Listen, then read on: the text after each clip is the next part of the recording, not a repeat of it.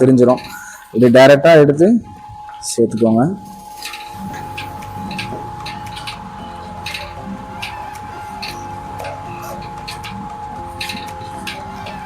Almost நம்மளோட dessert finish. அவ்வளோதான், சிம்பிளான ஒரு ரெசிபி.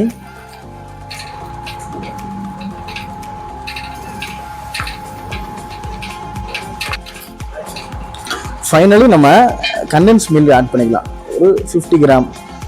இது நல்ல ஒரு நம்மளோட டெசர்ட்டுக்கு நல்ல ஒரு திக்கு கொடுக்கும், நல்லா டேஸ்டியாக க்ரீமியாக இருக்கும் நம்மளோட டெசர்ட்டு.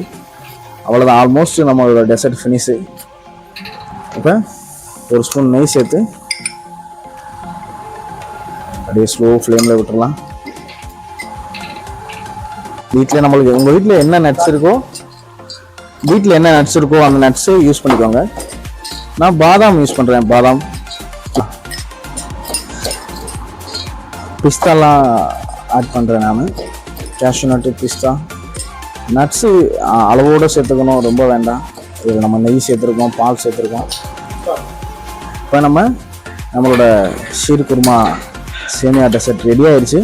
அதுக்கு சின்னதாக ஒரு தாளிப்பு யூஸ் பண்ணிக்கலாம். நட்ஸை ஃப்ரை பண்ணி போட்டால் தான், அப்படியே சாப்பிட்டா நம்மளுக்கு எப்படி ஃப்ரை பண்ணி போட்டு நெய்யில் வறுத்து போட்டால் தான் அதோட மனம் நல்லா சுவையாக இருக்கும். பாதாம் பிஸ்தா ஆட் பண்ணிக்கலாம், கொஞ்சம் முந்திரி ஆட் பண்ணிக்கலாம், கொஞ்சம் ரைசின்ஸ் காஞ்ச திராட்சை ஆட் பண்ணிக்கலாம். உங்கள் வீட்டில் என்ன நட்ஸ் இருக்கோ அதை யூஸ் பண்ணுங்கள். இதுதான் யூஸ் பண்ணணும்னு சொல்லிட்டு இதுக்கு ஒன்றும் இது கட்டாயம் இல்லை.